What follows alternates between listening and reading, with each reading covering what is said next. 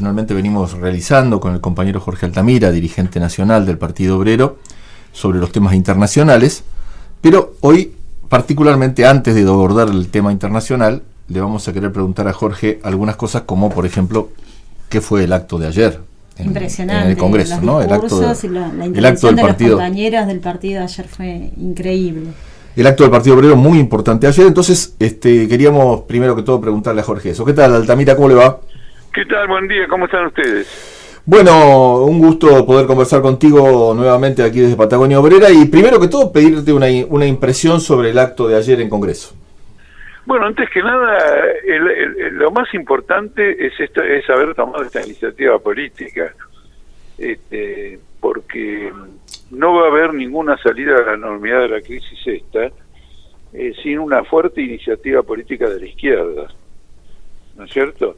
Venimos peleando hace tiempo por un gran acto de toda la izquierda, y más que un acto, una gran campaña, inclusive una polémica abierta en todo el país, mesas redondas, para instalar fuertemente nuestro planteamiento de que el problema del país es político porque los intereses económicos que representa el gobierno de Macri hacen imposible que el macrismo nos saque de esta crisis y hace imposible que los trabajadores se encuentren una salida en el marco de esta crisis. Al revés, toda la crisis se descarga sobre las espaldas de los trabajadores y aún en esas condiciones no hay ninguna posibilidad de que salgan de ella.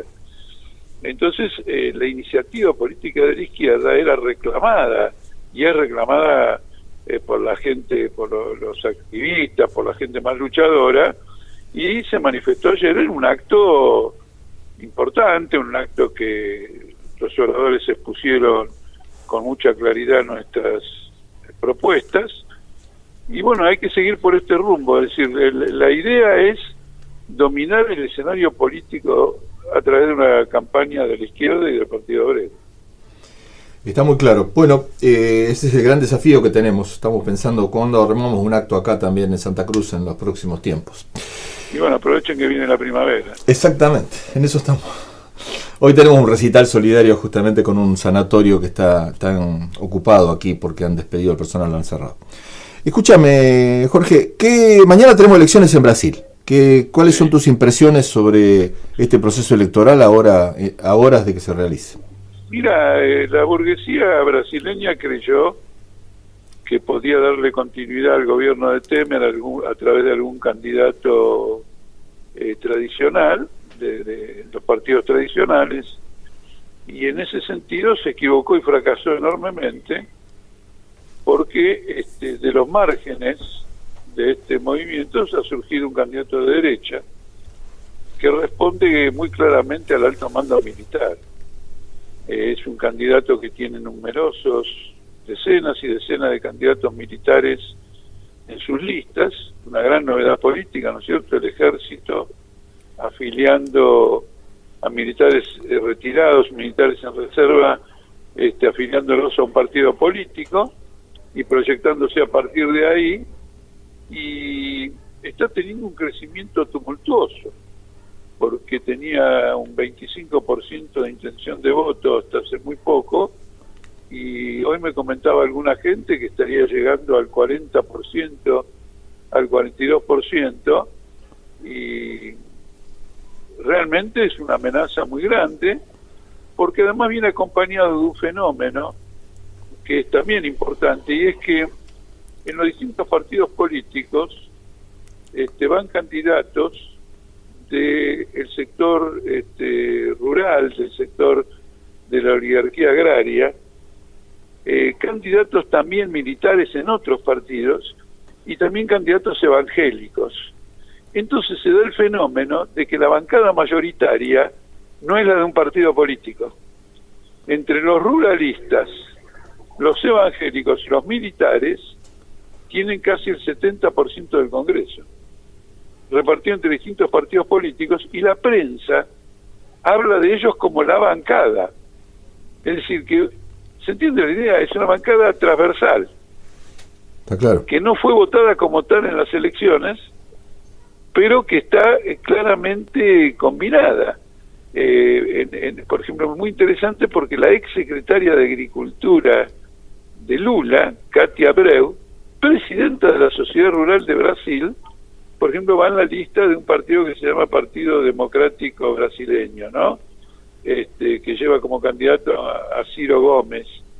Entonces, Bolsonaro, que es el candidato derechista, aunque va a consagrar alrededor de 60 diputados o 70 diputados nada más, ya tiene garantizado un fuerte apoyo derechista en caso de ganar. Y al revés, si ganara el candidato del PT en una segunda vuelta, se enfrentaría a un Congreso completamente dominado por la derecha, lo cual en ese caso agravaría la crisis política que se vive en Brasil. Pero de todos modos, tener a un hombre de la derecha, fascistoide, recogiendo este número de votos encima de una crisis política enorme, es un salto cualitativo en la situación de América Latina. Es muy grave, es un hombre de extrema derecha, un hombre que reivindica la tortura, reivindica la dictadura militar brasileña, y que en lugar de llegar al gobierno por medio de un golpe de Estado, va a llegar al gobierno por medio de una elección. Ahora, en el tablero internacional también la posible, si llegase a ganar Bolsonaro, también movería un poco el esquema en relación a cómo están los intereses norteamericanos, chinos y demás frente a toda la situación, ¿no? Bueno, eso ya lo conocemos, sabemos que hay una guerra comercial entre China, una guerra económica entre China y Estados Unidos. América Latina está plagada de conflictos, en Nicaragua, en Venezuela, en Colombia. En Colombia, luego de haberse firmado ese acuerdo de paz con las FARC, los grupos paramilitares ya llevan asesinados a 100 luchadores sindicales y a muchos desmovilizados de la FARC. Es decir, la crisis económica está golpeando muy fuertemente a los países de América Latina y por lo tanto también agravando la crisis política, y hay una iniciativa de la derecha, una iniciativa muy seria. Esta gente de derecha vinculada a los militares e incluso eventualmente a paramilitares puede ser muy grave. En el caso de Brasil, ustedes no se olviden que con el argumento de la lucha contra el delito, una ciudad como la de Río de Janeiro prácticamente está intervenida por el ejército, que controla el sistema de transporte como parte de operativos militares. Y incluso yo, en un artículo que está en nuestro periódico esta semana, señalo que una logia militar que apoya a este hombre Bolsonaro tiene desarrollado un planteamiento de cómo disputar la calle a los sindicatos, cómo disputar la calle a los movimientos de izquierda. Eso de salir a disputar la calle desde las Fuerzas Armadas es una cosa fascista, ¿no es cierto? Con lo cual hay una situación de extrema gravedad. Ahora, esto no significa que esta derecha es invulnerable, porque va a tener que levantar a Brasil de una crisis económica que nadie la ha logrado levantar hasta ahora, y probablemente se agrave todavía mucho más, porque en Brasil la fuga de capitales recién comienza, y el impago de la deuda externa puede llevar a una bancarrota incluso más seria que la que está sufriendo Argentina. La deuda de Brasil es muy alta.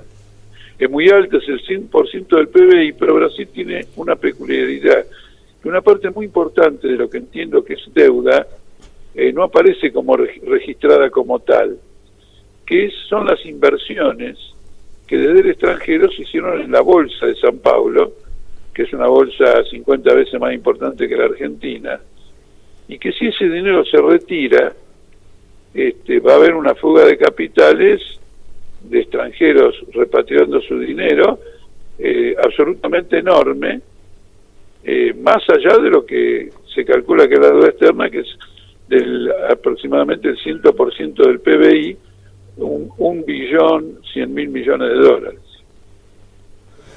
Bueno, y entonces, desde el punto de vista de la perspectiva del ala trabajadora o centroizquierdista, Lula y demás, ¿cómo estás visualizando este proceso? No, el tema, mira, un tema que, bueno, en la entrevista estuve dejando un poquito de lado, y es el tema central, sin embargo, es el siguiente. Mientras yo describo todo esto que está ocurriendo y muestro las fuerzas que están en pugna, una cosa que es muy llamativa es el esfuerzo enorme que han hecho los sindicatos y el PT por no movilizar a la clase obrera. Porque ocurre lo siguiente: esta es una elección donde uno de los candidatos pregona abiertamente liquidar los aguinaldos, liquidar conquistas sociales y liquidar los propios sindicatos. Es decir, no es que viene un candidato con una propuesta tal o cual, es una expresión de intereses que están dispuestos a movilizarse físicamente contra la clase obrera, y Lula le ha aconsejado a su candidato, que además es un hombre de la derecha del PT, que actúe poniendo paños tibios, no movilice a nadie, con argumentos de que evitemos radicalización, cuando lo que importaba era hacer una gran manifestación de fuerza, inclusive una huelga general contra un candidato derechista de estas características. En lugar de este vacío que el PT lo ha hecho conscientemente, y por lo tanto es el principal responsable de lo que está ocurriendo, lo ocuparon las mujeres, que en una movilización sin precedentes en la historia de Brasil hace una semana, salieron a la calle con un cartel que decía él no, él se refiere al candidato derechista. Y con esta movilización dejaron al desnudo, dejaron al descubierto la falencia enorme del movimiento popular, que entendía que era mejor no abrir la boca, actuar moderadamente, no exacerbar las cosas, entendía que eso era lo mejor para detener a la derecha, y ha sembrado la desmoralización en las masas. Por eso uno tiene que pensar que para que este Bolsonaro llegue al 40% de intención de voto, tiene que haber mucho votante del PT que se ha pasado a la derecha. Tiene que haber mucho, porque no se olviden ustedes que Lula llegó a ganar con el 60% de los votos. ¿Dónde están los 60% de los votos? En el candidato de él no, porque el candidato de él tiene a lo sumo 30.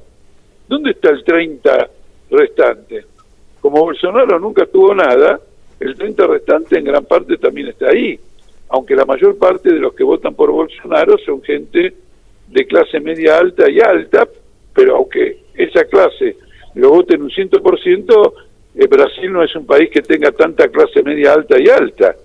Son gente con mucha plata, pero son una oligarquía, son un número reducido frente a la totalidad de la población.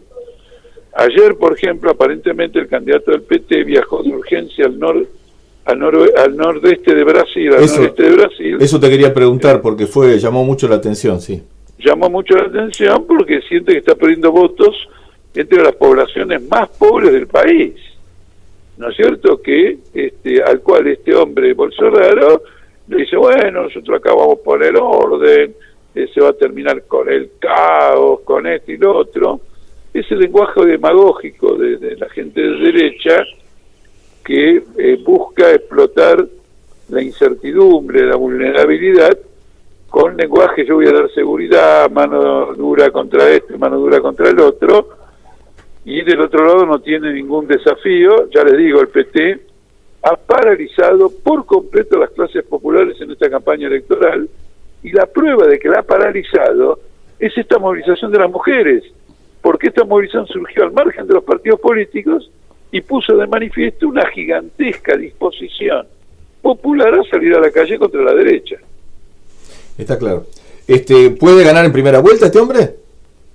Bueno, no lo sé, pero recién estuve con alguna gente que me estaba dando sus propias impresiones y me dicen haber leído que podría ocurrir que gane con primera vuelta porque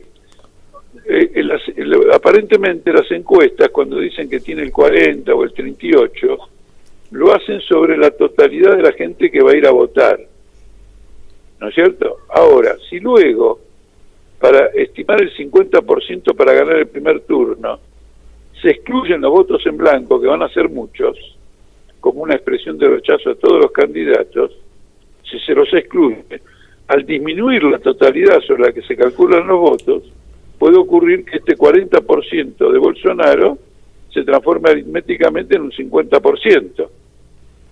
Depende de la cantidad de gente que vote en blanco. ¿Me explico o no? Sí, se entiende, pero significa que... En este caso, si saca el 50%, ganaría en primera vuelta. Pero necesita sacar el 50%, no puede ganar con menos, digamos. No es como acá, que con la diferencia de uno del otro, no. Pero ya te digo, si los votos blancos y abstenciones de gente que va a votar es grande, lo que dicen las encuestas, que tendría el 40 o el 38, puede subir. Automáticamente pasa a representar mucho más sobre exclusivamente los votos positivos. Quiero decir que lo correcto es calcularlo sobre la totalidad y no sobre los votos positivos, porque si no, es un chiste. ¿Está claro? Es una forma de repudiar o de desvalorizar al que ha decidido votar por ningún candidato. Bueno, se entiende muy bien. Respecto de, yo te preguntaba hoy lo de China y Trump y eso, porque daba la impresión de que efectivamente podía generar algún temor entre la burguesía, un triunfo de este Bolsonaro, y ser un factor no de estabilización, sino de agravamiento de la crisis también en el aspecto económico. ¿Eso es así? Bueno, en principio la burguesía brasileña apoyaba a un candidato tradicional y trató de hacer muchas cosas para ver si lo levantaba, y ese tipo es inlevantable porque no representa a nadie, porque tiene mucha gente a su alrededor acusada de corrupción. Entonces, en los últimos 10 días hubo un viraje de la clase capitalista de Brasil hacia Bolsonaro. Abandonó la tentativa de ver si lo lograba hacer subir a este otro que se llama Alckmin y que fue gobernador del estado de San Paulo. Abandonó ese intento y lo subió al otro. Por lo tanto, en este momento la burguesía está apoyando a Bolsonaro. Luego, ¿cómo se arreglan los conflictos en Brasil, entre Estados Unidos y China y todo lo demás? Y bueno, será la obra del siguiente gobierno ver cómo se manejan esos intereses. Pero esos intereses no son los únicos que están operando en la crisis actual.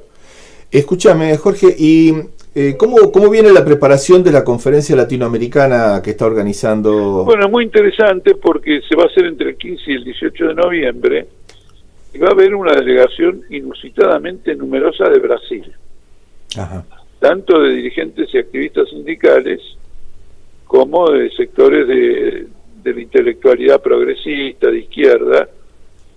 Es decir que evidentemente con este programa que estamos discutiendo ahora de Brasil, esta conferencia que se va a hacer en un mes va a estar dominada por Brasil como preocupación general, y en una conferencia donde la preocupación general es Brasil, probablemente la delegación más numerosa, unas 50, 60 personas, sean los brasileños.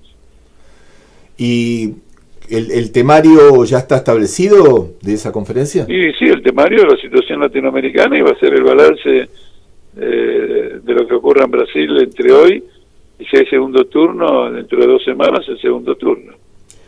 Bueno, te mandamos